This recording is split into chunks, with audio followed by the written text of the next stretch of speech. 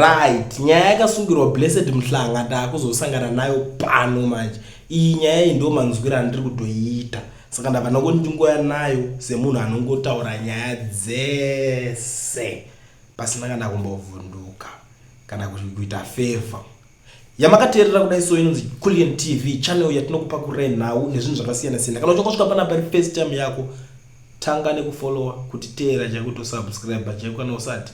Wobva like this video right now kuitira kuti ZANU-PF yacho ibva yaboy kana izvezvo right. Nyaya iripo yakamira yakadai so. Tsamba yandiri kusangana nayo ndamungopfuura nemastreets esocial media pari kunzi this is later written by the Zimbabwean President Emmerson Mnangagwa to the country's Attorney General Virginia Mabiza, directing her to facilitate the theft of the Post Office Savings Bank (POSB). The letter was produced by political activist Jealous Marware during an interview with jailed journalist and political prisoner Blessed Mhlanga, which led to Mhlanga's arrest. Immediately after the interview, Mnangagwa's spokesperson George Charamba posted on Twitter X that Mhlanga's interview would lead to his arrest, and it did. All state media outlets were instructed not to give Mawari access for interviews. Judicial officers were also instructed to do whatever was possible to ensure that Mhlanga not get bail. Mhlanga didn't commit any crime. He was arrested for simply doing his job as a journalist. And that's hopo chimwono angaku analyze nyaya yacho akubudisa achienda. Saka ini ndangoti ndingonanga direct panyaya yacho ndatoona kuti pamwe ndingatese ndingatotenderera unokuziva kuti nyaya dzemaningirikini idzi kaidzi dzinonetsa idzi. Saka nyaya dzacho dzakunzi dzakasungirwa Mhlanga dzakuita dzichibuda mbichana mbichana manje mukuzviona kuti alright Mhlanga akazodai akadai Mhlanga akazodai akadai. Sometimes vanobotanga vachimboita kutsvagira nyaya zvozongopedzera zvakungomwachuka zvega zvega mawawiri akangori kana angopuwa interview because ana Mhlanga vane magatsi vanongoti uya titongokuinterview tsamba yakangovhomorwa painterview ipapo ibva yatongobudiswa. Unokuziva kuti ana Mike Chimombe ndoimwe nyaya vari mukati nayo keyo.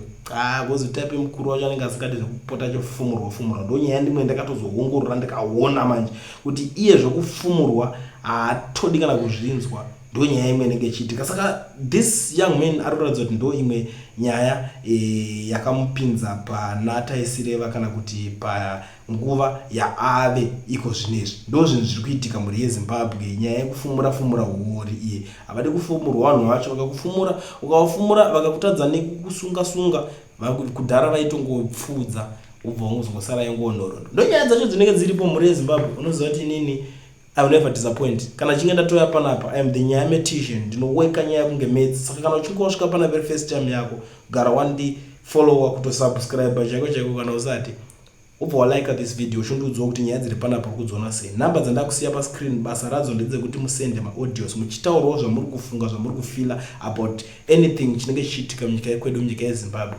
Munozonzwa takuzvibudisa panapa because isusu panapa aiwa this is the people's channel, voice of the voiceless. Pakulienda apo parisei hama yangu tati tingotaura tichingoonesana kuti Mnangagwa murevi wenhema. Hatizvirangarirei makarangarira 2017 paakapinda achibva kumasvingo kunobata maoko emukadzi uyoyo kumasvingo akafa uyoyo. Akati ndine kenza saamai ava vashaya ndabatikana, takabata tese munguva yehondo naamai ava Shuvaima Mahofa kana sikakanganisi, takabata tese munguva yehondo takapoizenwa nerejimu yaMugabe. Saka ini ndichangotonga temu yaMugabe iyi ndobva ndatonga 5 years dzangu ndobva ndasiyiromo. Dzasvika 5 years dzake Mnangagwa amu 5 years dzake akudedzera 2030 ndiye ndichipo. Saka Mnangagwa haaende zvekumhanya, anotoda zvekutoitirwa zvegangara zvekutozara murodhi. Yekunzi rizaina naGeza ari kudaro kuti ngaarizaine, but Mnangagwa anoda kuti mutarise rimwe zita. Akarizaina ega pasina kana ofisi yaambopinda kana kugara pasi nevanhu. Anoziva kuti achasungirwa nyaya dzake dzese dzaakapara. Saka to avoid izvozvo achaedza nepaanokwanisa kuti ati kana achinga mamuti enda oti handiende, tangai mandipagara ndiye upenyu hwangu, zvakaitwa Mugabe zvezvi. Mugabe akawana miniti yekuti tarisai mhuri yake iri muZimbabwe. Saka iye nemhosva dzaakapara dzese dzinonzi akapara dzina gukura hundi chichi nedzekukwekwe dzaakauraya vanhu, munhu anonzi akadonedza murufu uyo. Saka it means munhu iye haatorina brain dzekuenda. andori nepurani yekuti mari yaakaba futi musazomutorera, saka achatoedza kutodzivirira. Kangaidzei kutoshandisa vamwe vanhu kutoita kunge vanotomboita kanenge kakwiridzirana pfuti. Haende zviri nyore munhu, ende mutemo makangodzimara tapunyuka ipapa kumuendesa, kuchaiswa mumwe mutemo yakaoma yekuti constitution yatakamupa 2013 iye akandotedzera constitution achatadza kuiteedzera, taakutedzereswa zvimwe mheno kuti zvine zvaakunzi chii izvozvo. Saka ngatifambei takachenjera uye takangwarira, takasunura meso edu kuti tikudhira nemunhu anonyepa, a very deceitful devil chaiye chaiye murume anonzi ED. Tinofanira kuti tipangwarire ipapo.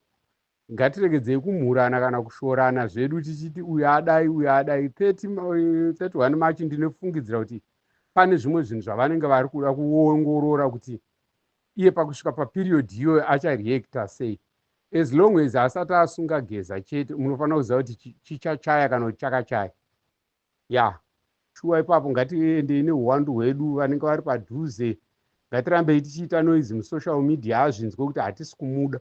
Cherevo vari kutaura kuti hanzi vanhu vari kuda Zimbabwe, constitution yakavhoterwa ne90%. Patakazviita 90% tichivhotera constitution ye, kwakuna tsvangira yakanga atogadzira nyika iyoyo 10 years. That's why vanhu muri kuti Mugabe paakaenda handiti nyika yanga mumaoko matsvangira here. Agadzirisa pa 2009 paipe kusvika 2013, 5 years dzagadzirwa nyika for 10 years. Ndo ikonomi yazo paradza. First 5 years hamuna kunyanya kuzviona kushata kwazvo, because tsvangira yanga agadzira nyika zvekutoenda 10 years chaidzo dzekumberi. Saka musina kuzviona kuti nyika yakaonongwa from the beginning. Uyu munhu ngaaende atitadzirawo, ngaaende. Machampion vanhu vaZANU-PF vakandofanana, matsotsi ese, mabhinya vanhu wese, mbavha dzavanhu, vandori matsotsi wese, hapana muchino. Marifoms vauda kudo kwaita kuti kwanzi vanozoita vogadzira marifoms 2028 iyo toita maelection kwano marifoms. Marifoms acho Chamisa andokwanisa kuagadzira president. Marifoms vari kutaura anogadzira Chamisa ari president. Pana zvavari kudo kwachititaurira zvana basa rese. Munhu ari kudiwa nevanhu ndiye anofanira kuita president, kwete zvako zvokuti vari kwanzi kudogoro. Munhu ari kudiwa akavhotiwa nevanhu ndiye anofanira kuita president. Iye uda kuisa wako manje, asi vanhu vakavhotera Chamisa, iye akutoiswa wako, vanhu kutopikisana nevanhu. Usachitaurira zveZANU-PF ba ipapa, usamboitaura zveZANU-PF ba. Because munhu akavhotiwa nevanhu ndiChamisa, ndiye uri kuziva ndiye akahwina, kwete zvako zvokutaura kuti kwai kudoguru rokuita sei.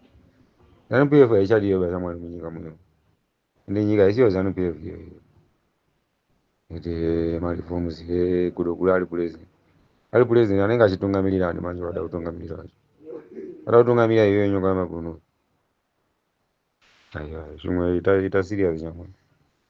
Unototaura ndotsvede kunga mukanwa wangu achadererera. Tanga motofunga kwete undopauta zvauri kuita ndotaurisa zvisina basa rese. Usazotinyangadza iwapo. Taura dzimwe nyaya kwete usaise zveZANU-PF panyaya dzako dzokutitaurira. Zvokubvisa munanga kwaye ngarwe pasi, asi kwete zvako zvotitaura zvokuti kudoguru. Uda kutipa vanhu vako manje iwewe. Hautipa vanhu vako manje. Munhu audiwa nevanhu ndiye anofanira kuita president, akavhotiwa nevanhu. Tiudze kuti akahwina ndiani 2023. Ndezvakuti marifomu akuita, marifomu anotadza kugadzira kana Chamisa wacho ari president. Anoita zvokuti kwai chinenge anenge ari president. ZANU-PF haichade kudeedzwa vakana, hatichade nomunhu kana uri kuzviona zvimapa. Kanonywa kunzi ZANU-PF. Nemadhandedi vanhu mese makafanana.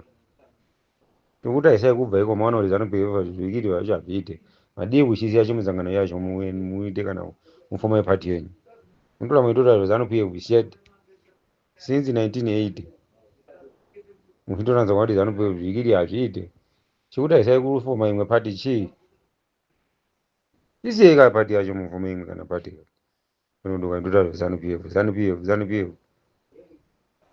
Yakaora kuora chako chako. Asi yodonga mutora zveZANU-PF. ZANU-PF kudoguru. madiki isiya ZANU PF achomufumo imwe pati tikubanyirei baba taiso vanhu vakuru kwene ndodo kwamindogwa kuti isina basa rese